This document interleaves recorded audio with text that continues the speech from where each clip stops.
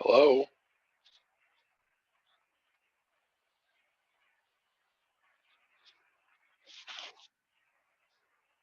Hello?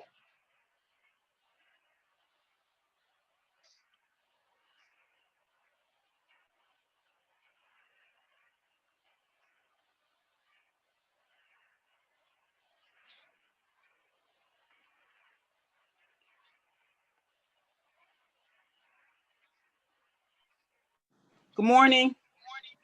Oh, Good morning. hi. I'm sorry.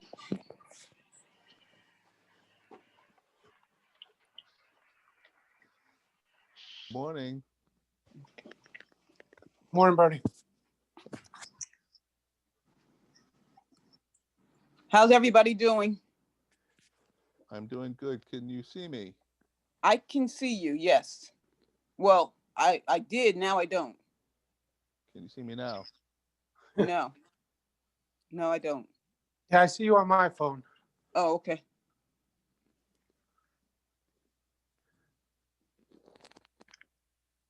So we're all here. It's like Is Marlene. is Merlene here? Yes, she is. All right, great.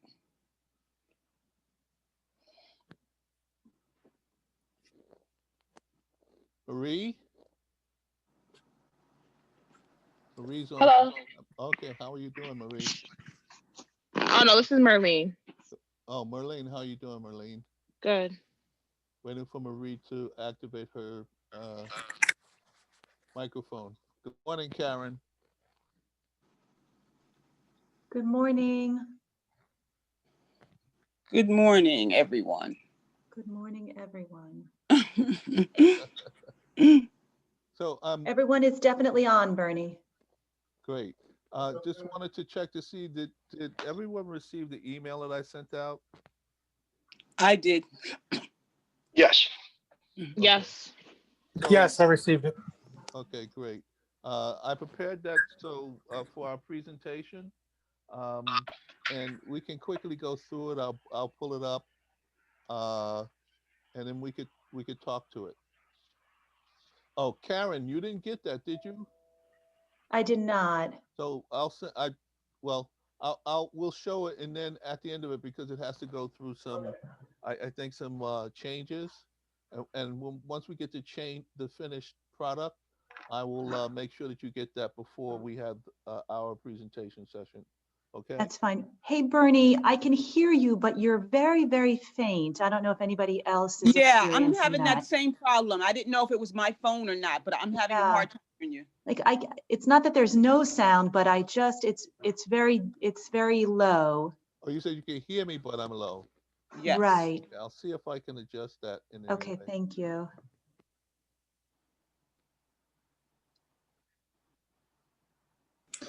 Karen, this is Marie. I'm Hi, going to Marie. I'm going to send you Bernie's email right now. Oh, thank you. That's great. Trial version. Trial version.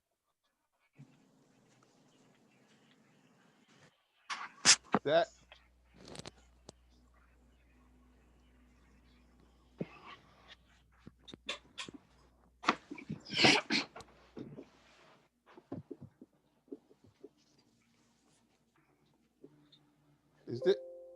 is this any better? A little. It kind of blows my ears out.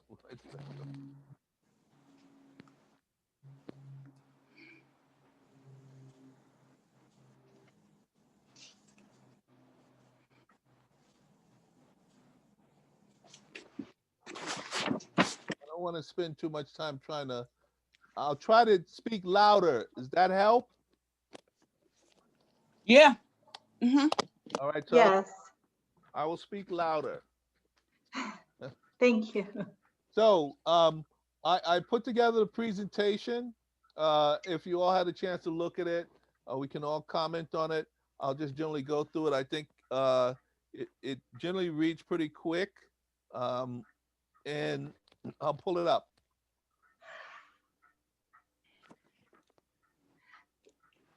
Bernie, do you want me to share the screen? Have I'll you, share the screen.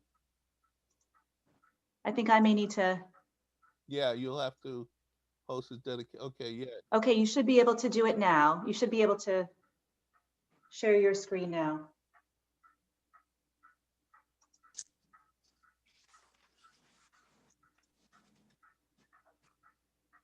Okay, so everyone can see that?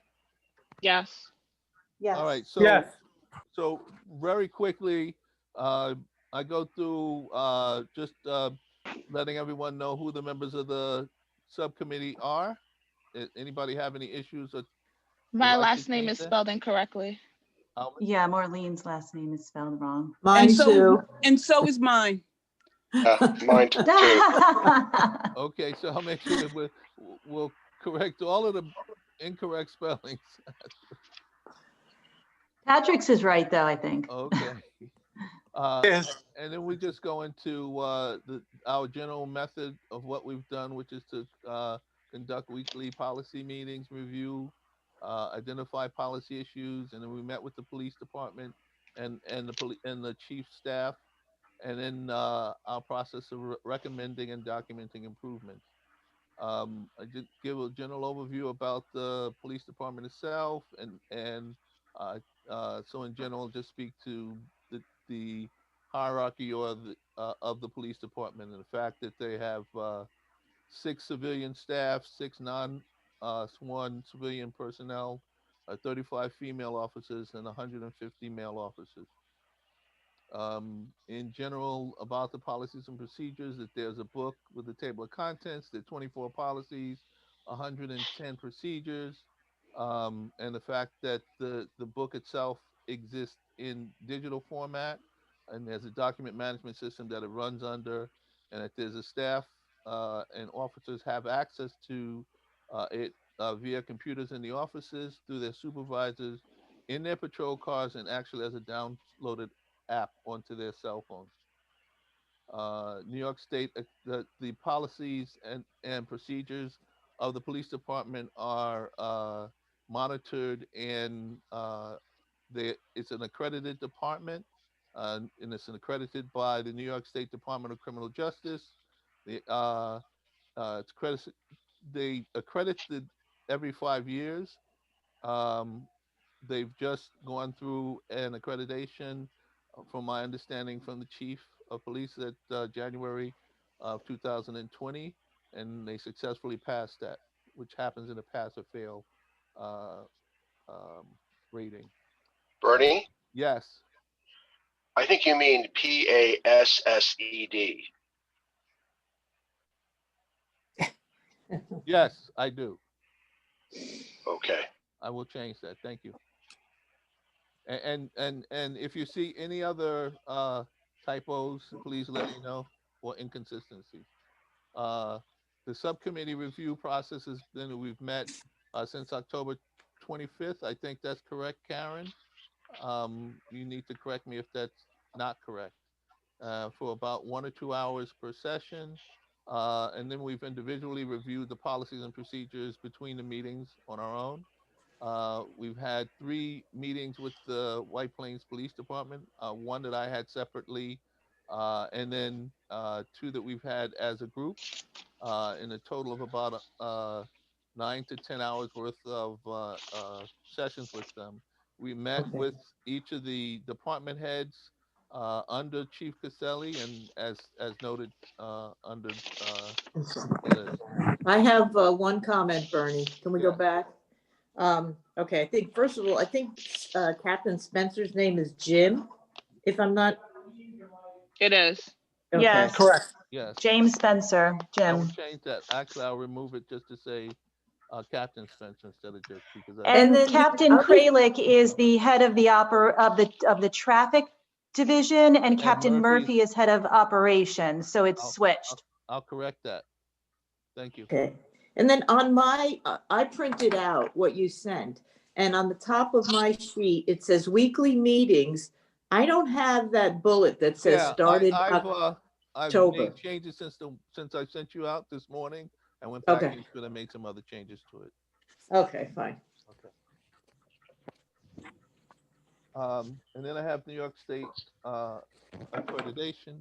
Oh, we went through that already. That's tough. And then the policies that we received actually 8 policies. The first group was 7, and then we got the strip search, body cavity search policy. And we did receive additional policies. And Karen, I don't know if you remember, but you did send these out to me. Persons in crises, domestic incident, lethal assessment, and threat assessment, and cell block procedures. We did not cover these. We have not, as a group, gone through reviewing these. I don't know if anyone has. Maybe Richard, you have, but we haven't covered these. And we need to determine whether or not we want to include them in our presentation at this time. Right. Well, Sorry, Bernie, since it's they, so hard to hear you. Excuse me? It's so hard to hear you. I don't know if anybody else is experiencing that, I'll but go back up again. really, really So, faint. the policies and procedures review, we received 7 initial policies. The first 7 is marked. We received an 8th policy, strip search and body cavity search policy. Yeah. And the other 4 underneath that, which says to be determined, we received, Karen, you had sent those to me. I think everyone got them. I'm not sure if everyone remembers or if you see it in your email, but I did receive those from you. You did? I'll go back and look. I don't doubt you, Bernie, but I just don't remember sending like cell block procedures and things like that. So, but I'll go back and look. That's fine. Yeah, I have it. Okay, Yeah. I don't know why I have no memory of that. Yeah, it was November 15th. Okay, thank you. Mm-hmm. Next, just to give the overview of a table that was created that we'll use to put our comments on at finalization of our work. And then a breakdown of who's going to present which policy to the group as we go through this in general conversation. Now, if we want to change this, it's no problem. But this is the list that we'll go through. The body worn cameras, the field stops, strip search, response to resistance, and personnel complaint. okay, I have something different. What do you mean? You have something have- different? I'm looking at what you sent, okay? Oh, no, I'm sorry. Okay, I'm on specific recommendations. Forget it. I got it. Okay? Yes.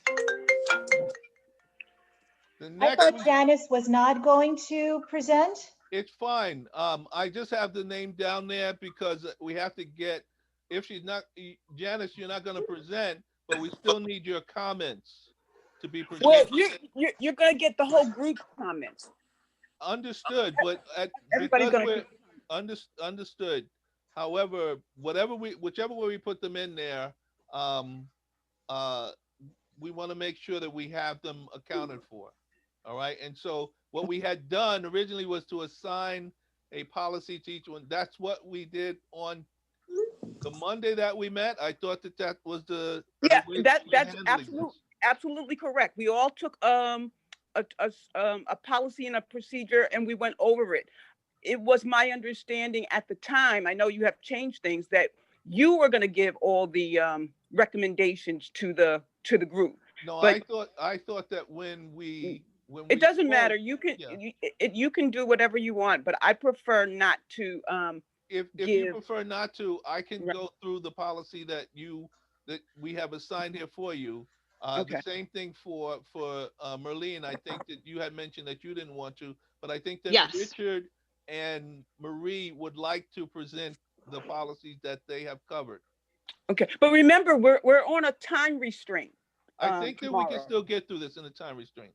Well, I think you got a lot of stuff to cover, so I'm not sure, but let's keep going. Look, it'll be just a quick Yeah, this overview is an when we overview. do This is not, present. yeah. I don't Well- foresee it being more than, 2 or 3 minutes. Okay, all together? No. No, No, each, per person. Per policy that Well, gets yeah, covered. each policy 2 to 3 minutes, but what about all the other stuff? Because I'm seeing things in here that, well, we can talk about that later. Let's keep going. So the general description, I put those down in case you want to cover it in that way. If you feel that you have a way to present the general description in a shorter fashion, please let me know. I Okay, don't think that they should be read through in total in terms of the general description, but just a general overview and mention as to what they are. And then individuals who receive this can read through the entire general description on their own. got you. The Sounds good. recommendations, however, are, I think, bullet points that should be put down as to exactly what those recommendations are. And then those recommendations will presented via bullet point and can be expounded upon in terms of what they are referring to by the individual who is giving that presentation. So Marie, for example, the body worn cameras, whatever recommendations you have, that you give a bullet point reference to it, and then you speak about it as you feel you need to. Okay, sounds Yeah, good. but Make I sense? right. I mean, I think we should make clear when we're speaking that you have, I think, cut and pasted the, say, description of the policy from the policy itself. This is not our description. This is Right. what the policy says, right? Good point. I will make that that point at the point that we start to do this, or for example, Marie, when you start to give your description of this policy, you make that statement, and then it'll carry for all of us who come behind you. Right, well, I could open it by saying, this is the current policy that is written down in the policy book, and these are our recommendations of how we would like it changed. Yes.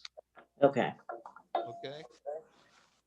Yeah, because I mean, look, we don't want people reading this on the screen while we're speaking because it's distracting from what we're saying.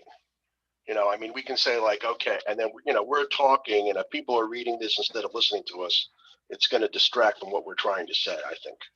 Well, what we don't want people to do is to distract by asking questions as you're talking.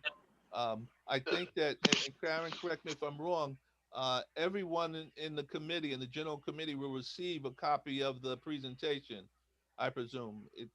And so it will be mentioned to them that the general description is something that they can read through to help them understand, but we're not going to cover it in detail during the presentation. Okay. Next is the field stops policy. Following that is the strip search policy. Following that is the response to resistance policy. And then following that is the overview of the personnel complaints policy. okay, so could we just go over who is doing each of these? Yes, Okay, so I know that field stops, you're gonna do it for Janice, right? yes, I'll do Okay. that for Janice, and I will do these, or someone else can do the strip search in addition to another policy. So for example, yourself or Richard could do the strip search in addition to the policy that you're assigned now, or that you're going to cover. Because Merlene is not going to do that. Marlene, am I correct? You said that Yeah, you I'm not prefer speaking. not to? Correct. I prefer not to speak. Or not to present, I should say. Okay. All right. Well, I can do it if you want, unless you want to do it, Marie. I'm really not up on that. If Merlene, you could like send me your outline, I could I follow will. that. No problem. Okay. Well, I Okay. wanted to do like we did on Tuesday with presenting it to see if anyone else had additional. I thought we were doing that as well today.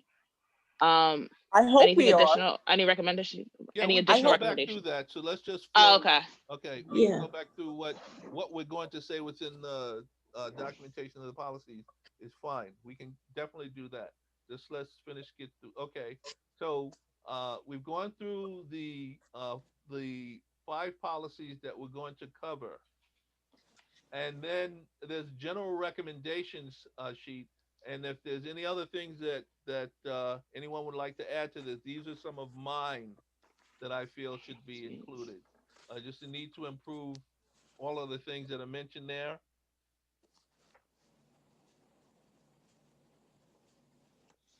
If you need me to read through them, it's a readability. No, that's good. Everybody understands it's general. These are general recommendations for all of the policies. I just have one comment. How did these policies pass a DCJS as, screwed up as a lot of them are? I mean, DCJS just says, you have policies, they're in writing, you pass. I mean, what was that all about? I don't understand that. I don't know. I think we'd have to check with DCJS as to what their process is for reviewing the policy. These policies are in English. I think that on Monday, the chief could speak to exactly what the process is with DCJS and their review of the policies. Because as part of the accreditation process, I know that there is definitely a policy and procedure review component. Yeah, well, I mean, a lot of them are straight up wrong, according to law. I mean, so I don't know what it means to pass. Well, it's we really can hard for me to understand. We can Well, I ask. mean, that was something Question. that, again, you guys had a few meetings with the police in person. I think those were the kinds of questions that, quite frankly, the chief Right. was hoping to, really get into a discussion with you guys, but there was very few questions when we actually met with them. I think we did discuss, didn't we discuss these last time amongst ourselves about making these policies and procedures to redo them strictly according to existing law? I think that was the one thing that we, agreed on in general. Yeah. What we're doing today is not final. We still have, tomorrow is basically preliminary recommendations. Okay. We still have time to get together. We still have more questions and issues. We can still bring them up. So we have time to, as these questions come up, I think, it would be good to get some clarity from the chief on some of our concerns. And we have time for that. Okay, good. We have time for that. What we're coming up with today can be addressed. I don't know if we'll get to it tomorrow, but we're not nowhere near done. Okay. Nowhere near done. Well, So we need. I mean, look, I think the point that I'm making here is the fact that they have that, in January of 2020, New York State DCJS, which is the Department of Criminal Justice Services, passed an accreditation.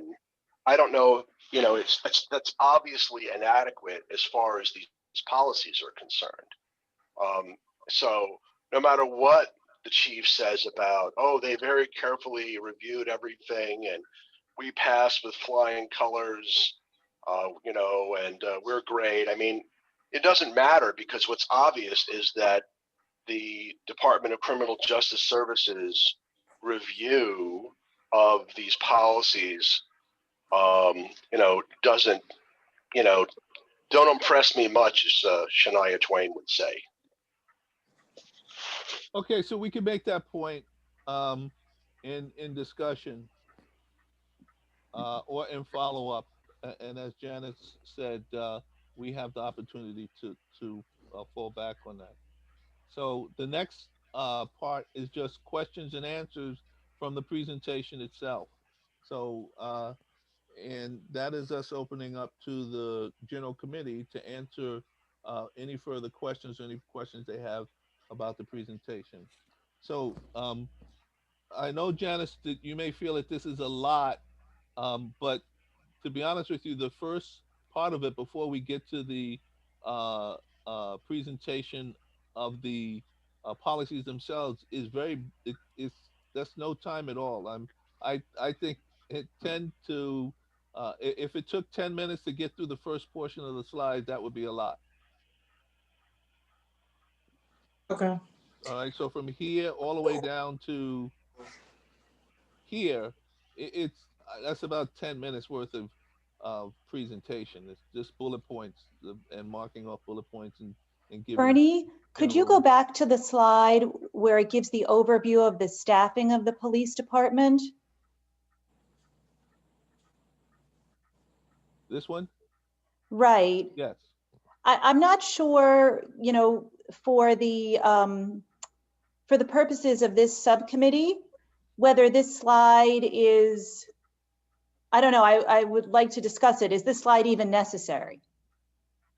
Well, It's not that there's anything wrong with the information that's being presented. I'm just not sure that why it's, I think we discussed this at one of our earlier meetings. Yeah, I think I that don't think it's necessary for this particular meeting because we already talked about how many officers we had and the levels of that they have, the commissioner, the chief, that all we talked about at one of our very, very early meetings. at a general meeting, Yes, that could be we talked taken about out. we talked about the demographics of the police department. Yeah, I just put it back. I put it there in order to reference to get a general view of who uses the policies. All right, and so we will talk about hierarchy in terms of how policies are administered, and this is just to refresh those who are looking at this that these policies are used by this number of people, these types of individuals, in terms of their administration and use.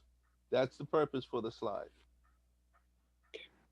But if you feel that it makes no sense to you, it makes a lot of sense to me. But if it doesn't make sense to you, I could take it out. And yes, we might have mentioned it before. It's just to refresh it to people's minds that it's a very large organization, and there's hierarchy within it. We then this also leads into the fact that we had the conversation with the staff where we go to here. It also leads to above Chief Caselli, there are commissioners that he reports to. And so if there's an issue with policy and procedure, that there's a hierarchy that he has to go to also. It just doesn't stop with him. Let me ask you a question. Is all of this information going to be given out to the larger committee? Are they getting a copy of this? I would think so, Karen. Correct? What? I would think that each committee member would get a copy of the presentation itself.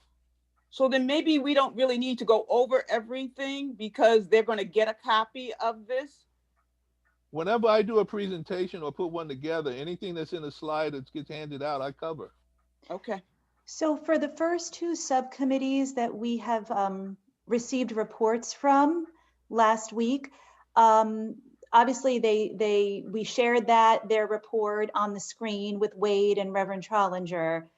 But I have not yet shared those subcommittee preliminary recommendations with the larger group, in that I have not yet emailed everybody those documents. Okay, so it doesn't have to be handed out then. So, but obviously you would share your screen and it would be on screen.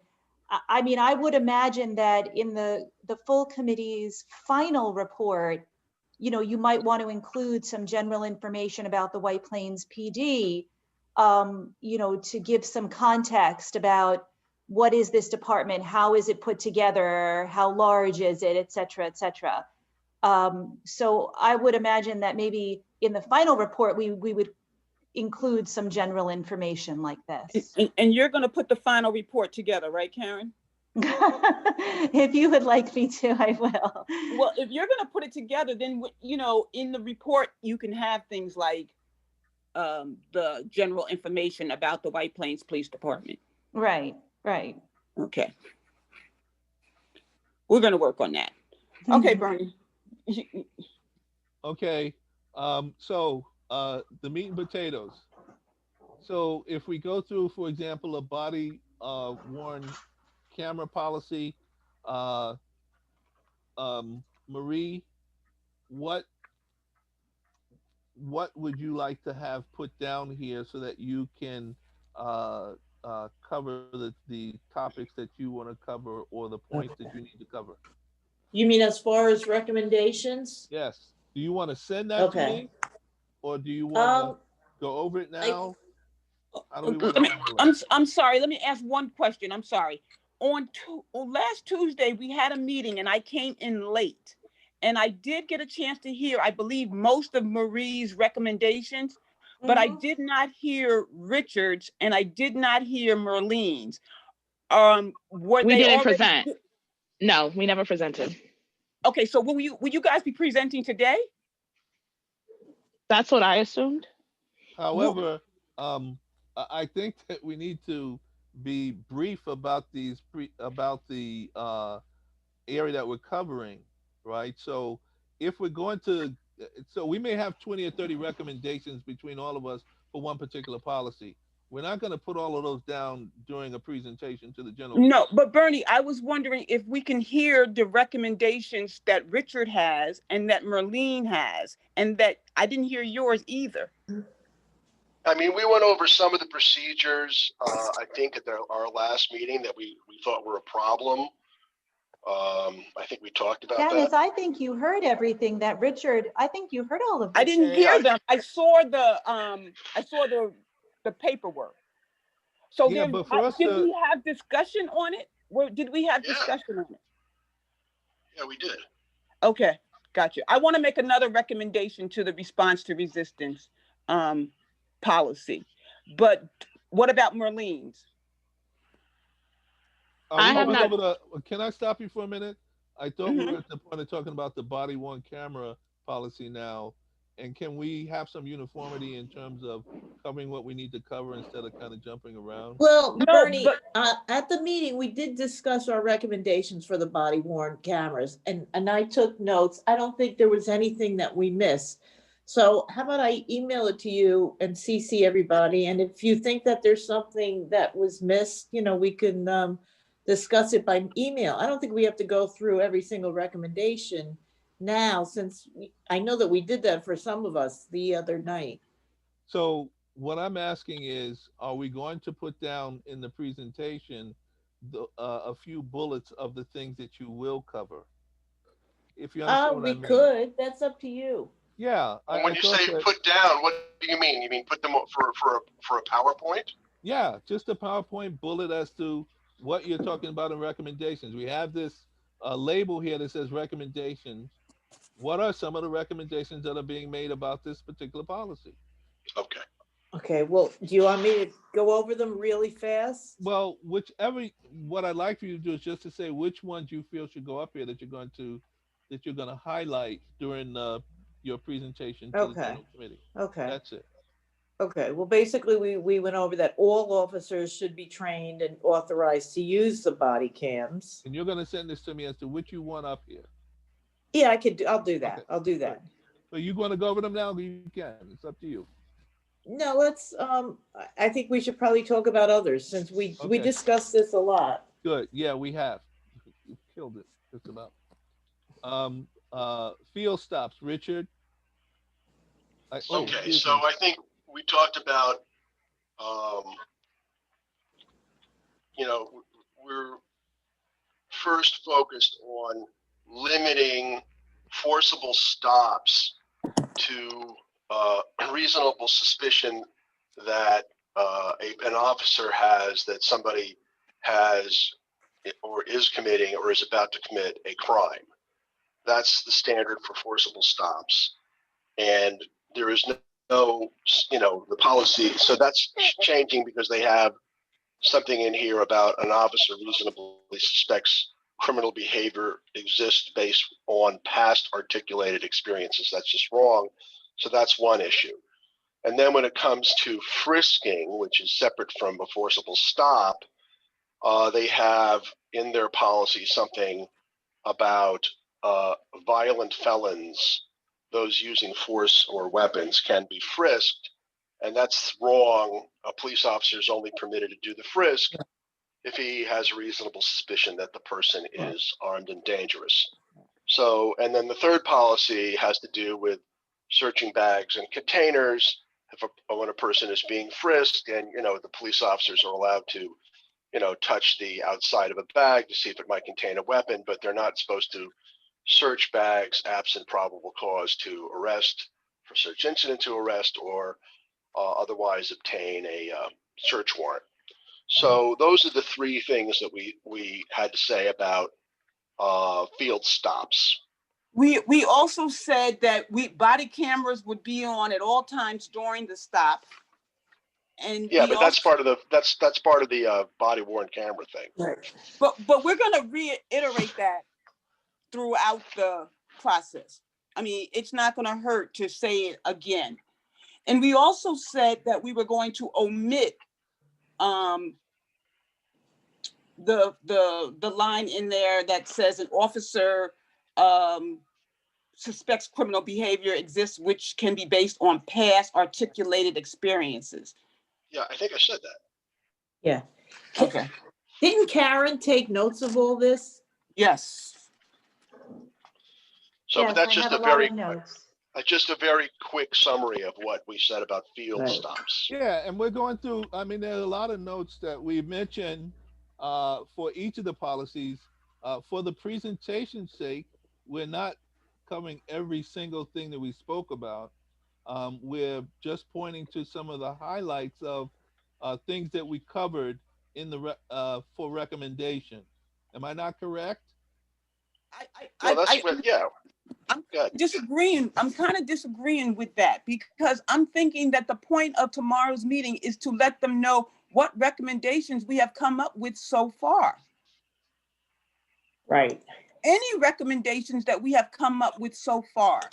That's what I thought tomorrow's meeting was going to be about. The Policy and Procedures Subcommittee was going to give their preliminary, or maybe that's the wrong word, but they were going to give their recommendations that they have so far on each of the policies that we took on.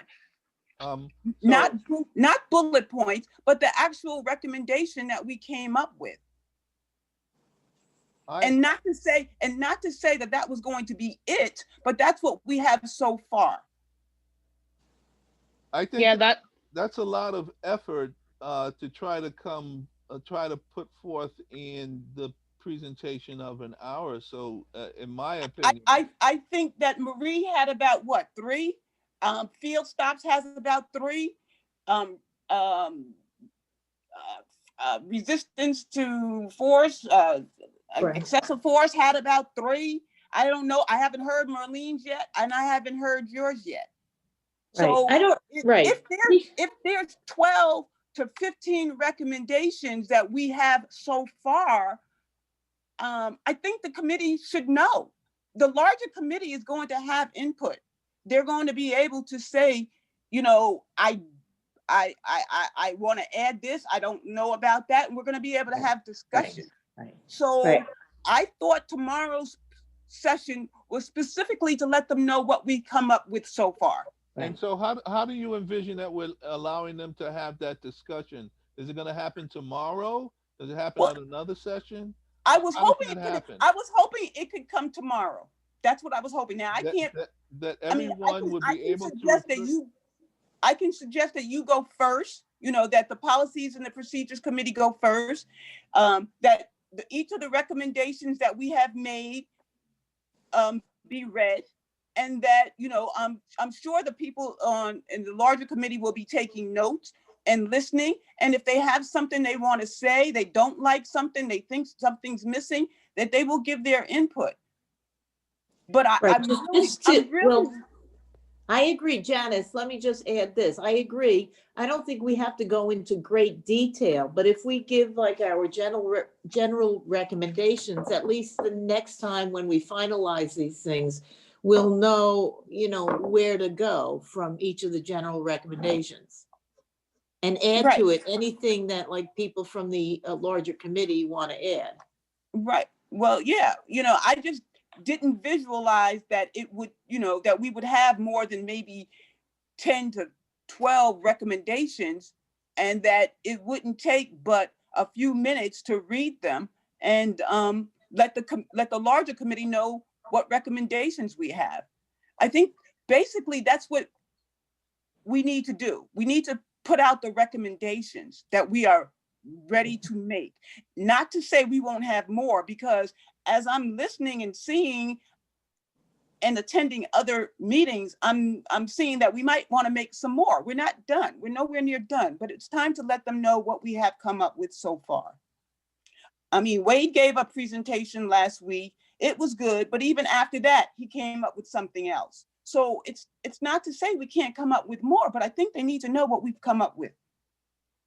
Okay, I And agree. I don't see that being going to take that much time. I think we can eliminate some of the other stuff and get right into good morning, everyone. Today we're going to talk about policies and procedures.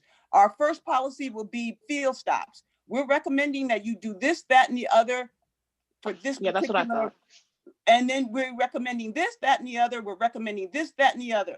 The next one, body cameras. We're recommending this, that, and the other. And then if they have these policies, and I don't know if they do or if they will, I will also encourage them to look at them, maybe at a different time, but, so that they can know what we're also looking at. This is a group thing, and they need to have input, because no one wants to be said at the end when we're all done that they didn't know that we didn't talk about this, or they didn't know that we wasn't going to cover that. So, the fact that we broke out in groups was to make it easier, but we still need to get feedback from the other members. At least that was my hope. And that, because everybody doesn't know everything, but there are some people in committees that are very well knowledgeable in other committees that they're not on. So they can help. So I'm just hoping that we can get them to see what we have come up with so far, and that at our next meeting, we take what they said and, we decide, how we want to move forward. But so Karen, how do you see,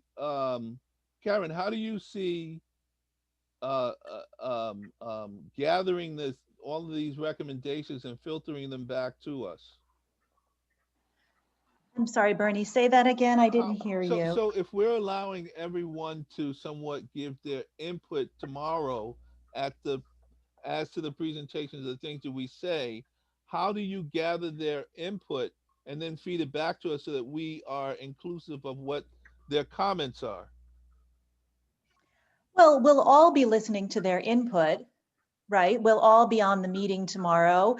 We'll all be listening to their input, just like last week when Reverend Trollinger and Wade Hardy presented for their subcommittees. There was discussion and questions and input there.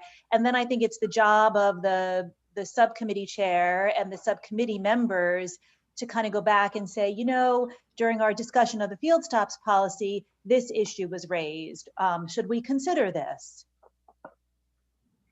And of course, the meeting is recorded, and I post the meeting to our YouTube account in the city, so anyone can go back and listen to the recording again afterward to refresh their memory as to what was said if needed. So let's run back through this again then, folks. Then if you're saying that you just want to present the policies and you don't want to go through the prequel to the conversation, then we're looking at the field stop policies. And so for all of the policies that are there, we're just going to cover the top 8 that are there, or we're going to go into the ones that are below that, which we haven't covered. What are we covering? For tomorrow, we're covering the ones that we have already discussed. the ones that you have already assigned to different people in the subcommittee. Those are the ones we're going to cover tomorrow. Field stops, response to resistance, video recording, body worn cameras. I think that might be the same thing. Fire, whatever we have already, chosen to work on. The five policies on page 9 of the PowerPoint. So we're going to cover Body them. worn camera, field stop, strip search, response resistance, personnel complaint. I mean, that's what we have on our. Okay, Well, that's what we'll cover tomorrow. So Yeah, this but is there's what we 8 of them. Why do you Just a say second. 5? This is Because it's what on Because we've only broken into 5. This is what we received so far. What we originally had the group of policies for are field stops, response to resistance, unbiased policing. Are we going to cover that? Are we going to cover video recording of? I want to know, what are we covering there? We're presenting what we have, the 5 that we are talking about, because we haven't discussed those other ones. And So what we are have the to do the 5? 5. What are the 5? Well, they're Field on stop. page 9 of your PowerPoint. A, body worn camera. B, field stop. C, strip search. D, response to resistance. E, personnel complaint. That's those what we are- should cover tomorrow.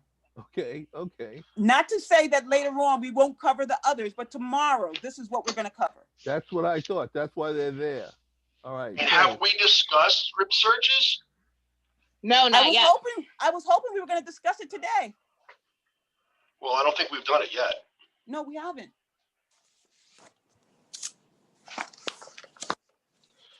So I mean, if we're not done with our general recommendations on the strip search policy, I don't see how we can present it on Tuesday. Well, can we do it today? That's what I was hoping to do. Yeah, okay. Let's do it. Marlene. Let's do it today. And I have another. I mean, can we do it today? Yeah, Marlene, do you have something prepared? Yes, I do. Oh, okay, so Do you yeah. want to tell us what it is? yeah. Yes, I've been waiting. So, for the strip search policy, the first issue that I pulled up was the procedures that they italicized in regards to interactions with transgender individuals that we had mentioned a couple times. Mhm. Just stating that it was the wrong procedure that they have. So they have PR 120, interactions with transgender individuals. That does not exist. It's actually PR 145. And that shows up twice in the strip search and body cavity searches. So it shows up under policies, which is section 2. And then it shows up again in section 4 procedures, A5 bullet 2. So in both those areas that needs to be corrected. And then the other issue that I pulled up is in section 4, part 4 procedures, strip searches A, and it's bullet number 2, which is the arrestee's appearance and demeanor. So I'll read number 1. It says, no arrested person will be strip searched, especially persons arrested for traffic violations and misdemeanors, unless the arresting officer has reasonable suspicion to believe that the prisoner is concealing contraband or weapons. Reasonable suspicion may be based upon, but is not limited to the following. So bullet 1 is the nature of the offense. And then bullet 2, the arrestee's appearance and demeanor. So I guess the lawyers could explain more, but that bullet in particular made me uncomfortable. Deciding that someone to be strip searched based on their appearance and demeanor. Yeah, right. I think we did discuss that briefly because I have a note, I have an X through that. And I also think we discussed the arrestee's criminal record, past violent crimes, which should also be omitted. Okay. I mean, I think the law, the current law is more or less, and Richard can speak to this, is that you can't strip search someone unless, you believe that there is, believe that there's contraband that could easily be destroyed, or weapons that, that can be used, that pose a danger. So I think all these bullets are just like factors that they add and I don't know if they're necessary or not. Can they all be omitted? Well, I mean, there's a couple, okay, the discovery, detection of suspicious objects. I guess that should stay to some extent, but could say like, suspicious objects that could be, could be deemed to be, weapons. There's also a positive reading on a magnometer, so when somebody goes through a metal detector, Mhm, either at a jail or court, and something's beeping, but, I'm just tossing those out. Those 3 bullets seem like they might be worth keeping in, but the ones on the first page Right. are a little concerning. The arrestee's appearance, the arrestee's criminal record, past record. I don't know how everybody else feels about that, but yes. that's kind of concerning. And Mhm. I don't understand the first sentence. No arrested person will be strip searched. And then it says, especially persons arrested for traffic violations. So I don't understand that. Should it say especially persons, or does it just, or should it just be clear? No person should be strip searched unless they are believed to have contraband or weapons. Unless Yeah. I agree with that. I think it's otherwise it's saying, well, if you're arresting somebody for a felony, maybe you should be strip searching them. I just think that's wrong. You Right. I think that's wrong. can't do a strip search of anybody unless you Mhm. have reasonable suspicion to believe that the person is hiding or concealing contraband underneath their clothing. I agree with that. That's what the Court of Appeals says. So I That's think, what you emailed out, correct? say that again. Richard, you had emailed that out to us earlier, like a couple weeks ago, I believe. I can't remember. Okay. So You that first sentence, I'm uncomfortable with that. Either they can or they can't be strip searched. And I think that no arrested person will be strip searched unless they are believed to have, contraband or a weapon on them, or they fail going through a metal detector. They have suspicion that they're hiding something. But this, other than that, I just don't think that a person should be strip searched. Right. Oh, I see what you're talking about now. Yeah, I sent a quote from a case called People versus Hightower. It is clear that a strip search must be founded upon a reasonable suspicion that an arrestee is concealing evidence underneath clothing, and the strip must be conducted in a reasonable manner. And then I also sent a case from the Court of Appeals called Mother Cell, where I'm looking at that, and a case from the Court of Appeals on page 6 of the PDF I sent you. It very succinctly explains that that's what you need to search underneath somebody's clothing, but you need a whole other level to do body cavity searches.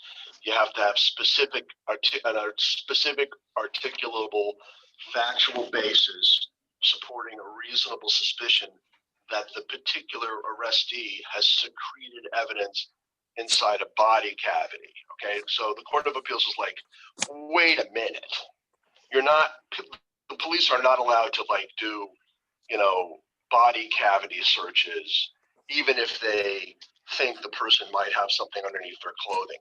It's a whole nother level to start doing body cavity searches. So, those are the 2 things that I sent you guys back around the 15th of November. And I have a problem with procedures, strip searches, number 1. The last sentence under paragraph number 1, under A, strip searches, it says reasonable suspicion may be based upon, but not limited to the following. The 4th bullet down, it has arrestees, criminal Yeah, we mentioned that. particular, but it has narcotic offenses. And that's what I take note to. When we're talking about narcotic offenses, It could be someone who's using marijuana, or someone who's using steroids, Right. or someone who's addicted to opioids. Well, can I jump in? I think they talk about narcotics offenses because those are the ones that, those are the ones where people secrete, drugs in their body cavities, more so than anything. I don't know what else, what other kind of contraband one would secrete.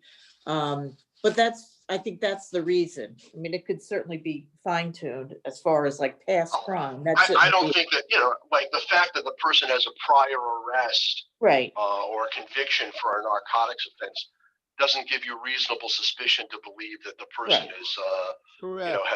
is hiding, drugs, up there, what. Right. Right. And then therefore it should not be strip search because right. of, So any past offenses shouldn't be a factor. Well, I think we agree to eliminate those first 4 bullets.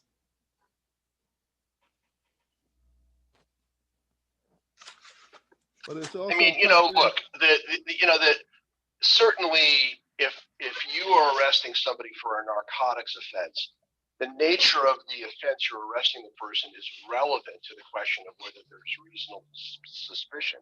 It's just not enough in and of itself. Mm-hmm.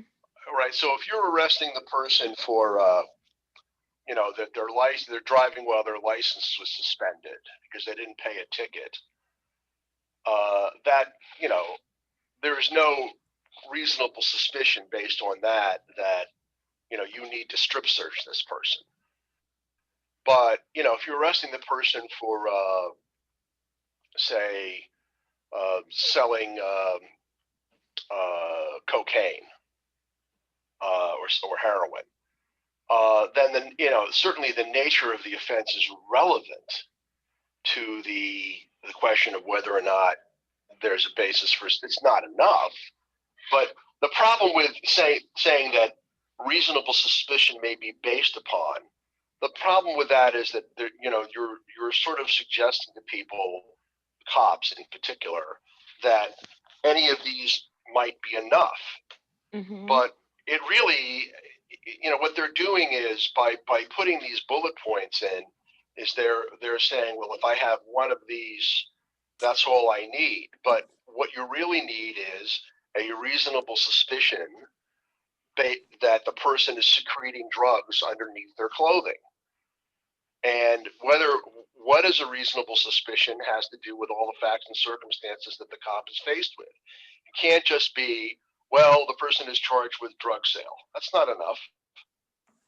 If you saw the person put something in their mouth when the police came up, then maybe you have a reasonable suspicion that the person took the vials of crack and put them underneath their tongue. Right? It got to be something like that, where somebody said, like a reliable informant told you that the person is going to try to pass through the airport magnetometer and everything, but he has the heroin, in a place that is a body cavity. So all of these things, it's like by limiting it or by putting these bullet points, you're distracting police from what the real legal standard is, and you're making it more likely that they're going to engage in illegal activity. And I just think it's really wrong. They think they know better because this is what we're going to get from the police. They're like, well, this is how we teach it, and what do you know? And you're not police officers. I mean, we're going to get all kinds of resistance to this, I think. Yes, we are, but we still have to be able to make the recommendation whether we expect resistance or not. Yeah. We have to make it if we feel that it's something we want to address.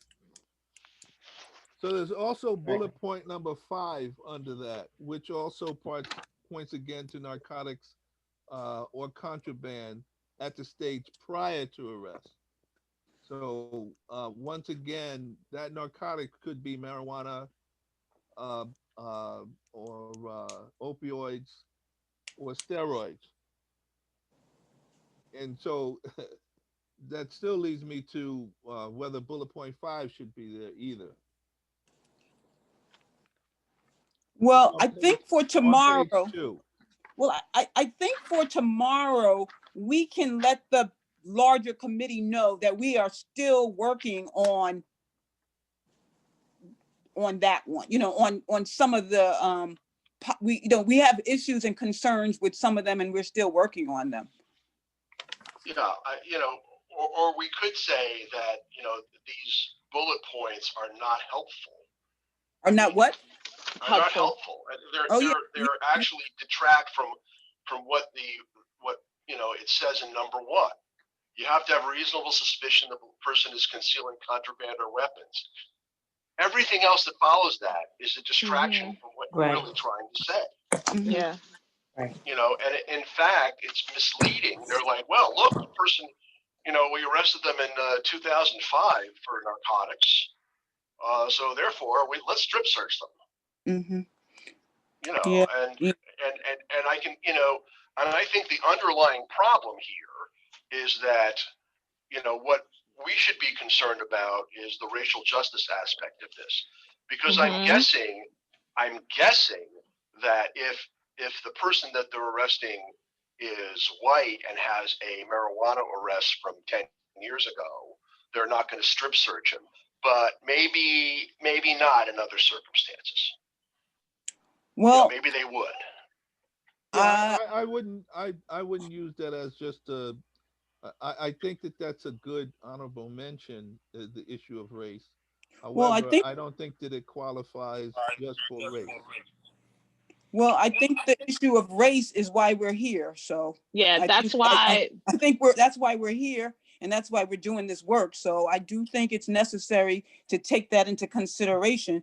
That what Richard just said is very possible and very likely. And exactly. That's why bullets 2 and 4 were extremely stood out to me the most, because appearances, whenever someone, especially when you're watching the news and they discuss a criminal, it's always the same appearance and demeanor.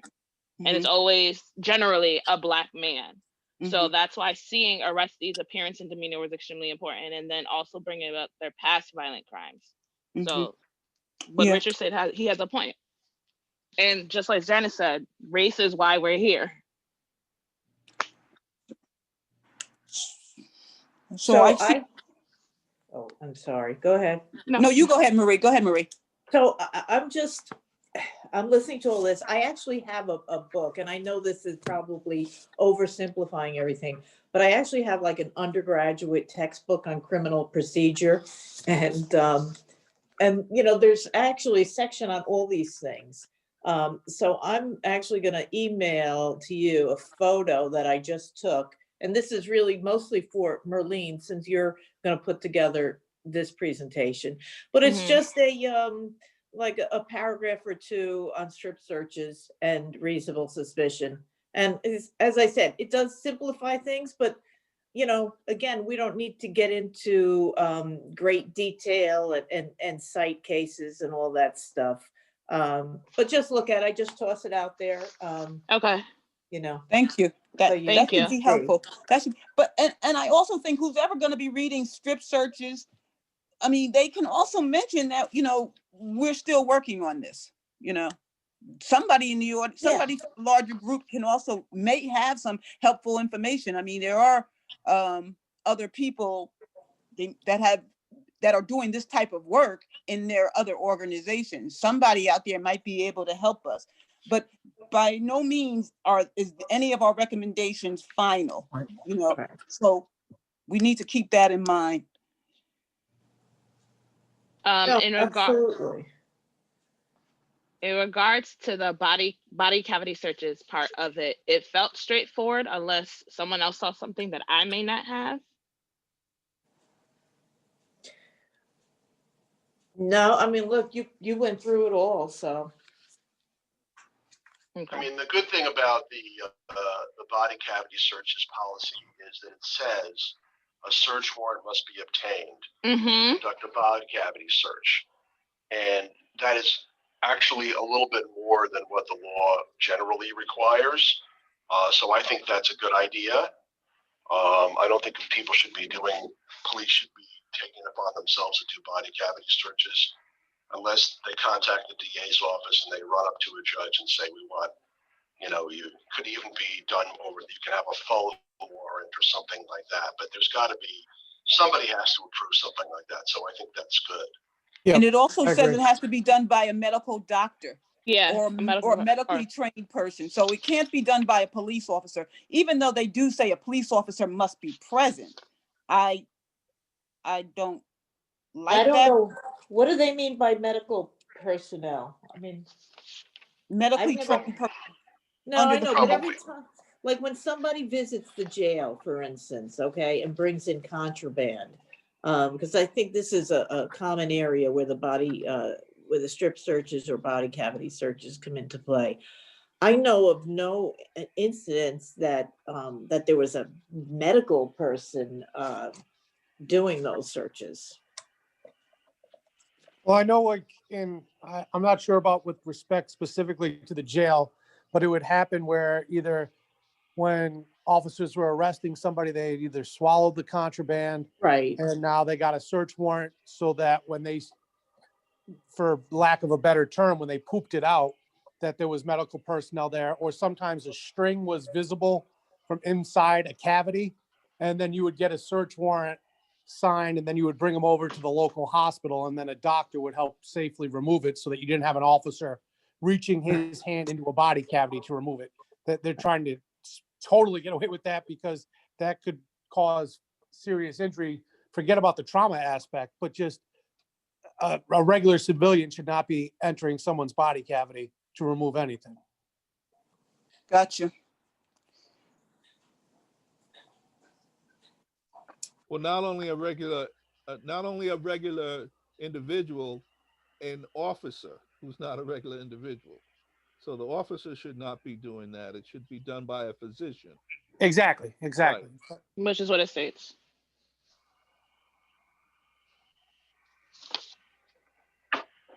So are you recommending, Merlene, that we omit those first 4 bullets? Is that your recommendation under A1? I'm recommending not necessarily the first one, because as Rich points out, the nature of the offense does play into it, Okay, but more so the next 3. okay. definitely. But I'll also read over what Marie sends over Okay. just to help out. But yeah. I have a problem with bullet number 5, which I think should be omitted too. Which one is that? So on It's- page 2 at the top It's the of second page. discovery of evidence, weapons, narcotics, or contraband at stage prior to arrest.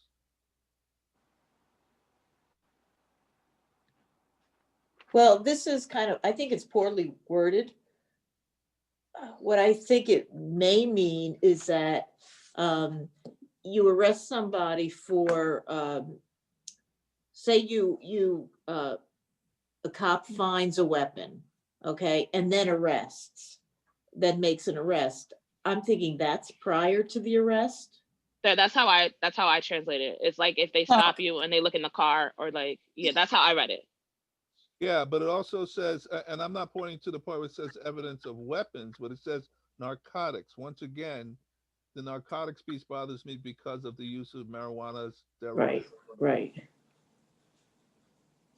Yeah, but certainly a weapon. A weapon makes sense, but So then do you narcotics- want to omit the word narcotics? What are you? Yes. Yeah, I mean, that's fine. I don't know how anybody can like secrete a weapon in a body cavity, but I guess Can it be could done. be Very tiny weapon. done. I guess it could be Done. done. There are I mean, yeah, because people do get razors. razor blades and Yeah. other types of pointed weapons, whatever. Okay.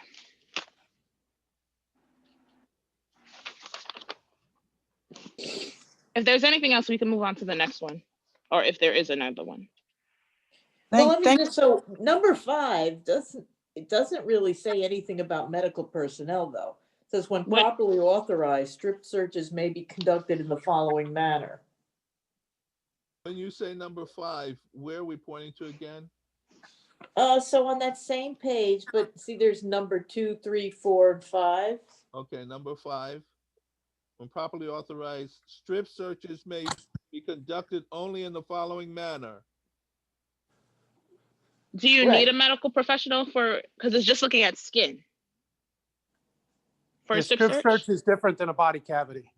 Yeah, do you need a medical Oh, professional? okay. You okay, don't, no, okay, you don't need medical, because okay, you're not going into the okay. body cavity, you're Yeah, going under it's the just- clothing. Correct. Let me Okay. ask you a question. Can men strip search women? No. No, Is that written down Yeah, it's in somewhere? here. It Yeah, is? it's in here. Mhm. Okay, got you. All right. yeah, it says only by those of the same sex, Okay, except if there's a transgender person gets to Okay. pick the sex of the person. okay, Mhm. got you. Whatever. All right, didn't see that. Thank you. No, okay.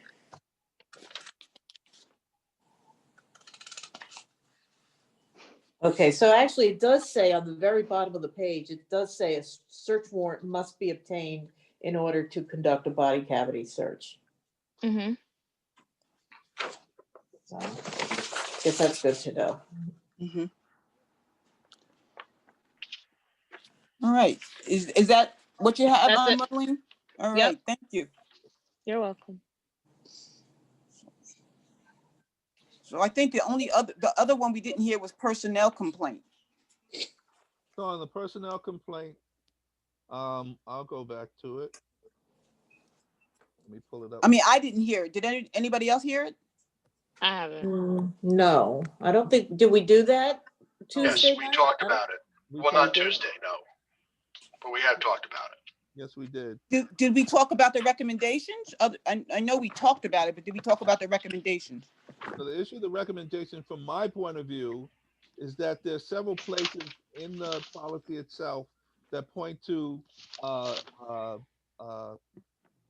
entities that are not described clearly. And one of those is that it talks about the Office of Professional Standards in a sealed envelope. And there's no clear understanding of what the Office of Professional Standards are. And if there is a document created that's put into an envelope, how is that document actually documented? So I'm not clear as to what that means as to a sealed envelope. How does that get accounted for in process? Where, okay. Where are you? Yeah, So, where are you? On page 1, under section 4602, receipt of complaints Page 1 of what? of the Personnel complaints. personnel complaints. Oh, okay, PR so it says 46. PR 46, okay. Mhm. So, paragraph 2, after the form is completed, it will be forwarded to the chief and Office of Professional Standards. We often have I have a problem with this issue of the Office of Professional Standards and what it actually means. I've been told that it means internal affairs. So if it means internal affairs, why doesn't it say internal affairs? I think that's just the name they give it, Bernie. Yeah, that they don't call their office internal affairs. But when I asked the question, what is that? That's what I was told. So if Yeah, the name of the office is personal standards, but they said it's similar or would formerly be known as internal affairs. I wasn't told that it's similar. I was told that it is internal affairs. Yeah, it's just what they call it. Yeah. And so I'm saying that if this is to be followed and someone wants to refer to this policy, then they need to clearly understand what that office is and how it's supposed to operate and handle documents. There's no clear understanding for me as to how those documents are to be handled and going to the Office of Professional Affairs. Professional Standards, rather.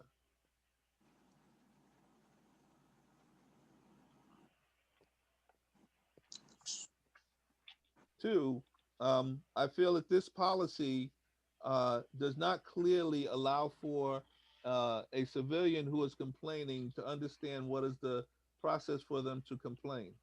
So, where do the complaints come into?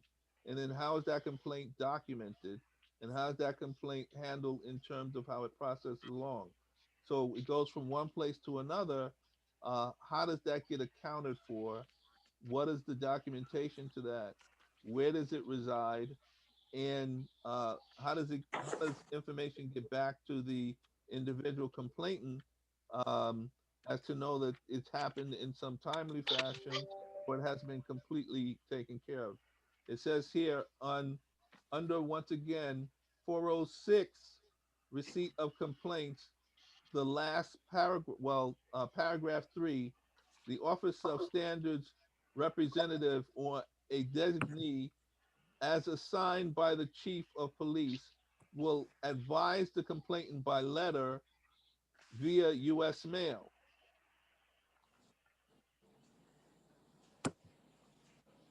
So how does that actually get back to them if it's only by US mail?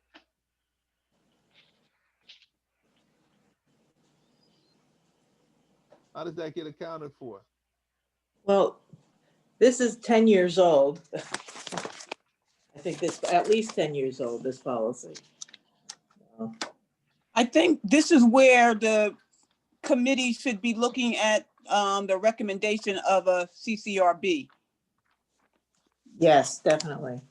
I mean, I think that, I don't know if our subcommittee or the larger committee should be looking at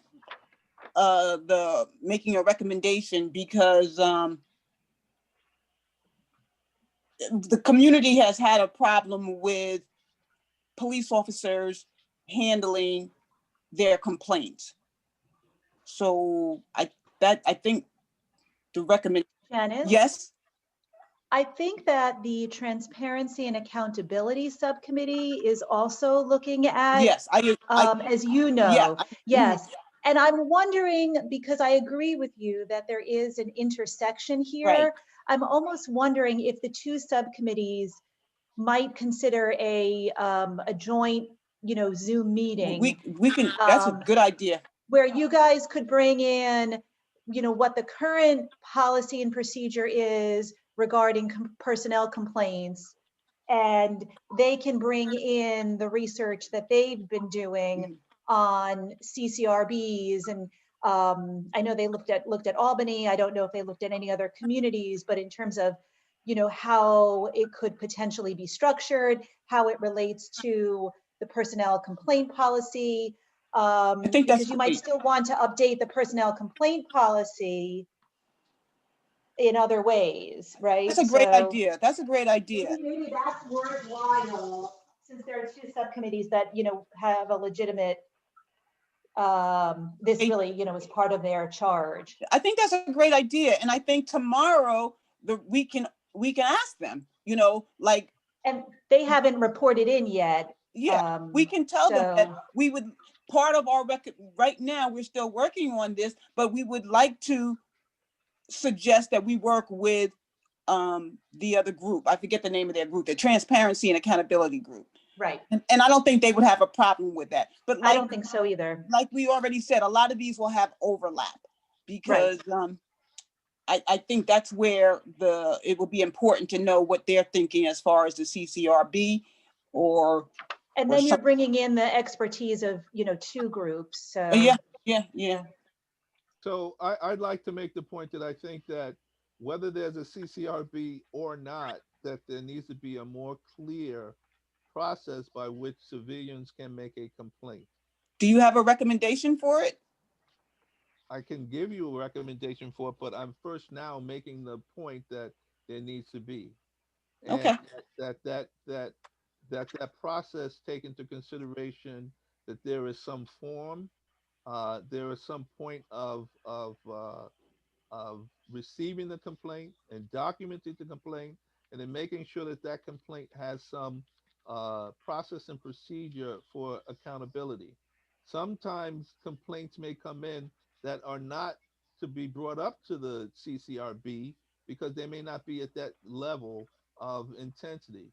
But there are complaints that generally may come up that civilians may want to register to the department that should be accounted for and documented appropriately. Right now, there within this policy itself, there are places where they speak of uh, complaint investigation report. What is that report, uh, and how does it get documented and then properly managed within the process of going through a complaint?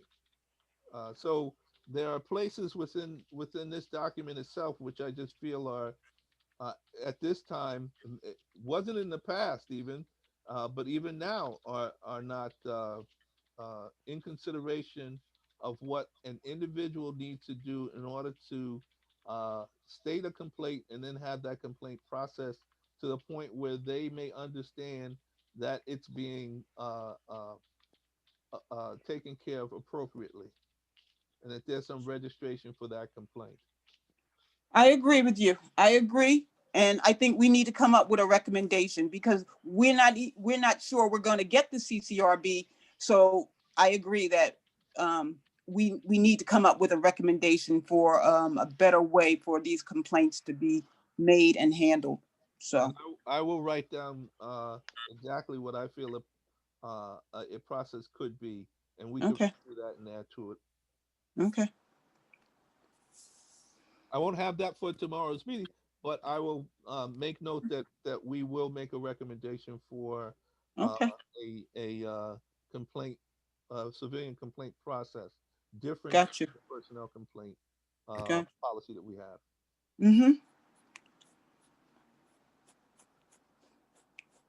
Anybody else want to add anything else about the personnel complaint policy?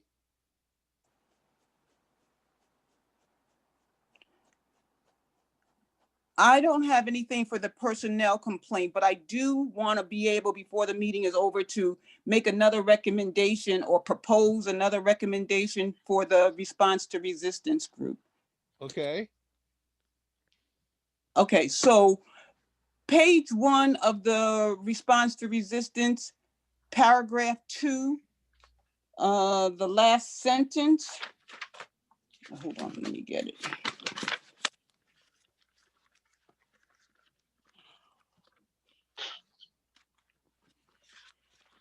The last sentence says, it is the policy of this department that all members will not use unnecessary or excessive force on anyone while performing their responsibilities as a sworn member of the department. My thinking about this, and I'm asking for your input, my thinking about this is that it should say something more like, it is the policy of this department that any members who use unnecessary or excessive force on anyone while performing their responsibilities as a sworn member of this department will face disciplinary actions and possible termination. And once again, which paragraph is that in? Just to help me. It's the second paragraph on page 1. I'm looking more for accountability to the policy that they have in place that just says that they will not use excessive force, unnecessary force, while performing their responsibilities as a sworn member of the department. I just want to add to it that if they do, there will be disciplinary actions and possible termination. Yeah, Yeah, I agree with that because that's been a big issue as with everything that's been going on, that there's been no accountability. So I agree with that. I think that the community is depending on us, this committee, to put things in place that will show them that there's going to be accountability. And because of what the police officers that we've been speaking to are telling us, their guys are good. Their guys are great. This department is all of that. So then I don't think they should have a problem saying that the policy is that we will not allow for excessive or unnecessary force. And if, just in case, we get an officer who acts reckless, there will be consequences. I also know that the accountability group will probably be working on things like that, or at least I'm hoping that they will. But since we're doing the response to resistance, AKA excessive force, I think it should be, reiterated in there that it's not that they can't, but what will happen if they do? Yeah. The community is not happy with, and I don't mean just our community, but all around the country, people are looking for accountability. Mm-hmm. They're looking for what happens when they do. And because we're asking for them to be trained. We're asking for them to take anti-bias courses. We're asking for them to, just be more culturally aware of what's going on. So, but what happens when they mess up? What happens when they mess up? Doctors cannot mess up, without repercussions. People lose their licenses. We're the only, the police officers are the only profession that I know of where they can kill someone and there is no accountability.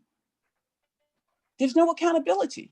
Mm-hmm. And I think the community will feel more like, hopefully we never have to deal with that. Hopefully, hopefully we would never have to deal with that. But I feel like we need to put a mechanism in place that lets the community know we put this in place.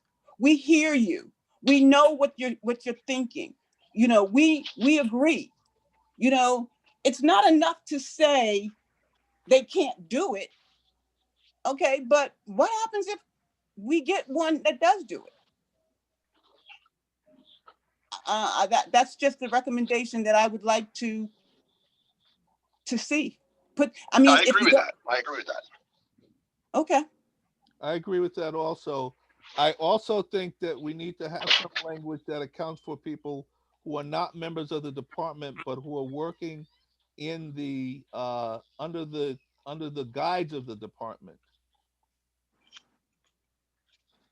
I don't understand what you mean by that. So we could have, if you just take a look at the slide that I put up now, there are 6 non-sworn civilian personnel. I don't know what they do, but they may be people who are operatives in the field to do various things that we've had across the country happen, where people who are non-officers, who may not have been sworn to be officers or members of the department, let me say, it says members of the department, it may be that they may not be members of the department, but they may be sworn officers or sworn peace officers working under the direction of the department, that they could cause for such harm to civilians, that in the same case that you're talking about now.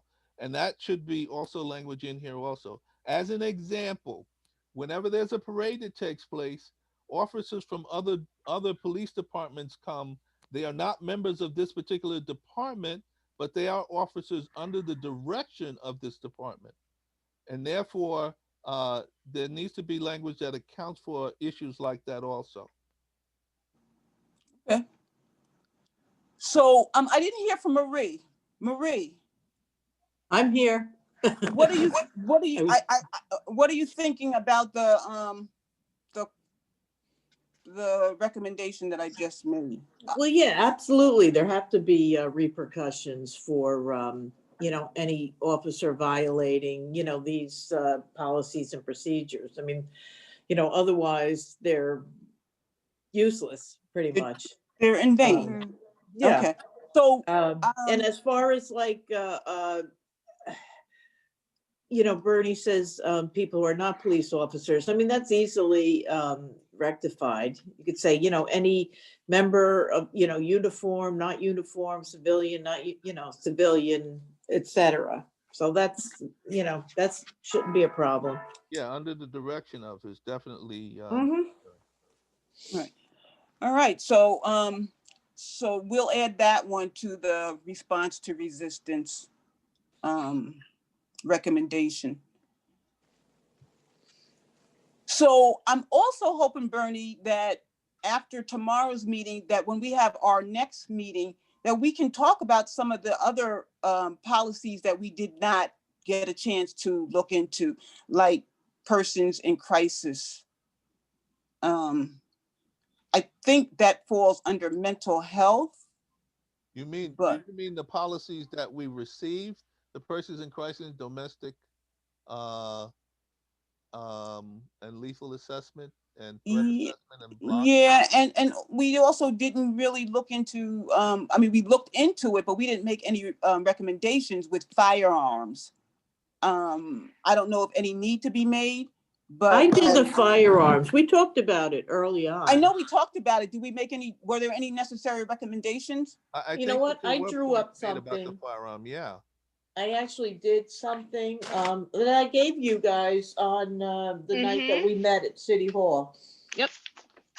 Did Um, you, well, I apologize because, I got We didn't papers go all over over the it. place. I got papers all over. So I know we went over it. Did we make recommendations? I believe that we did make recommendations when we Okay, went. got you. I gotta look again at my notes.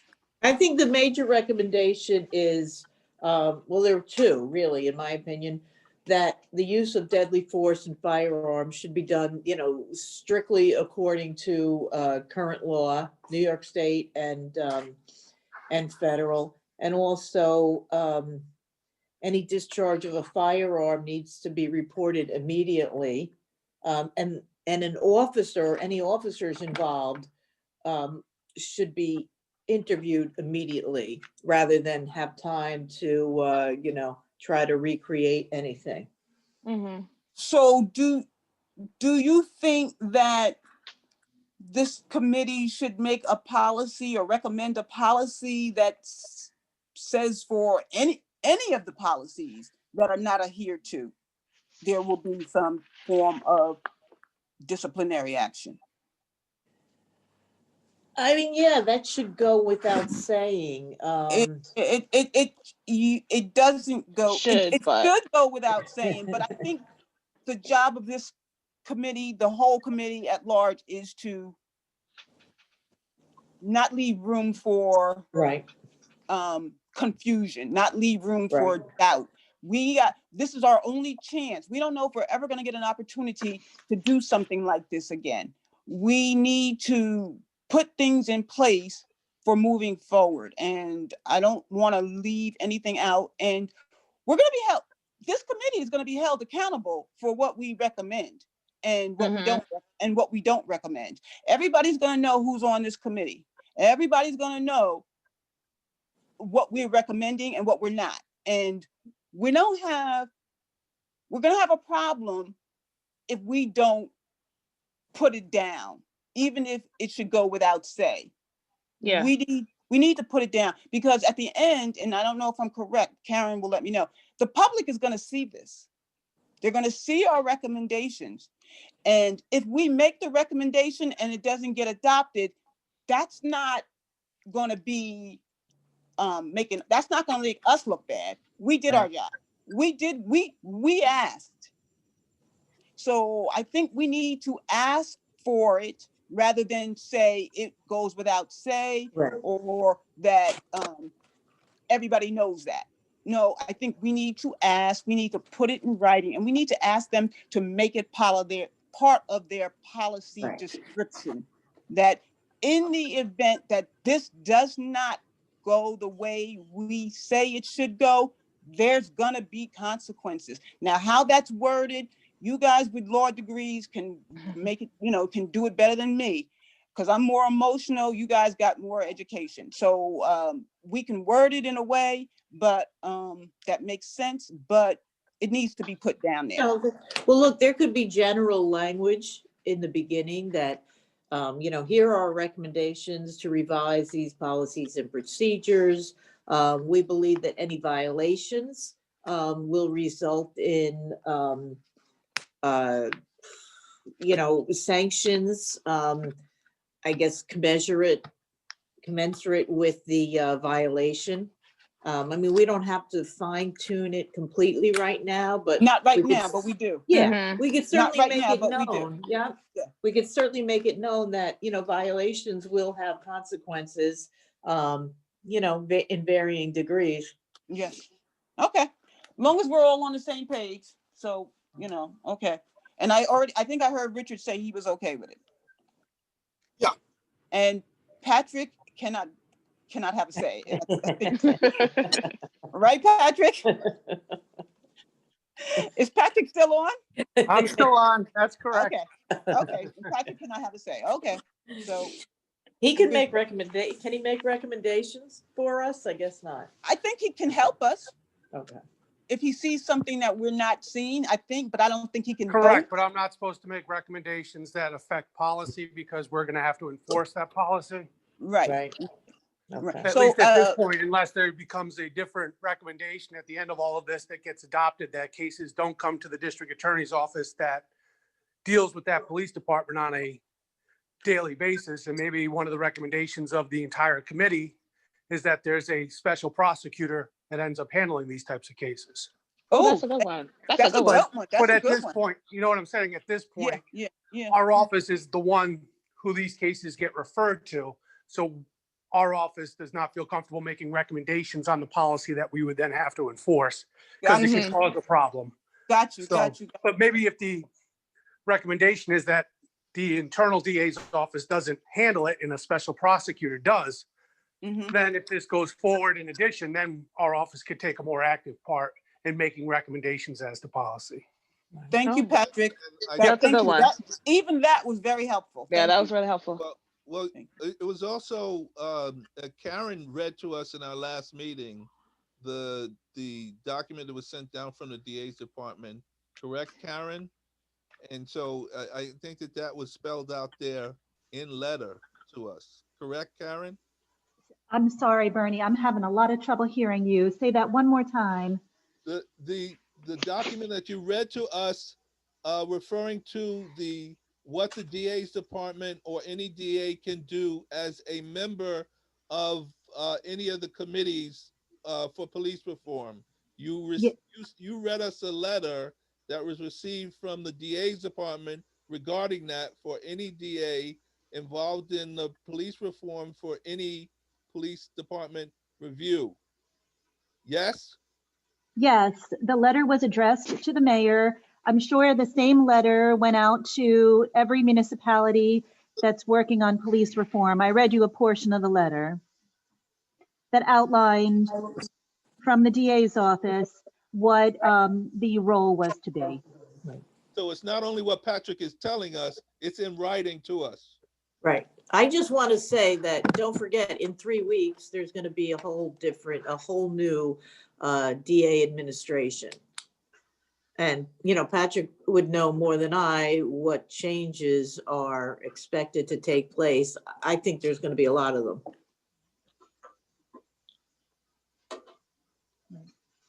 Yeah, I don't know. There's still a transition team and they're just starting to interview members of the staff at this point. So we're all waiting to hear. Yeah. But, So now, Karen. So let me ask, as it's 12 o'clock. it is. I want to be sure that we've gone through all of the information that we need. So I will receive that to be able to put some bullet points on the presentation for tomorrow. Is that the case? Yeah, I can send you my recommendations, Bernie. Okay, I need everyone. Yeah, I'll stay. Yes. Okay, go ahead. Yeah, Okay. I need everyone's recommendations as per what Janice is saying, so that they can be included in conversation tomorrow. Got it. Got it. Okay, so I have a question. Who's gonna do the field stop stuff? Do you want me to do that or just the response to resistance? I'm confused on that. You can do the field stops and you can do the response to resistance. Okay, And Marie, will you do the body worn camera and the strip search? Right, I'll do the strip search, based on Merlene's recommendations. Yes. Yep, I'll send those to you. And I'll also do a brief one on firearms.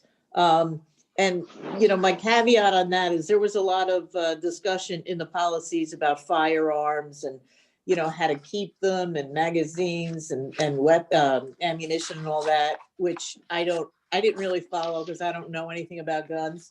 So I didn't really speak to that. I just really kind of spoke to the overall, But I thought, legality of using deadly force. once again, I thought that we were only covering the 5 that we spoke about just now. I know that we covered the firearms but I thought, once again, when we got to this page, as you said, Richard, that we're only covering those 5: body worn camera, field stops, strip search, response to resistance, and personnel complaint.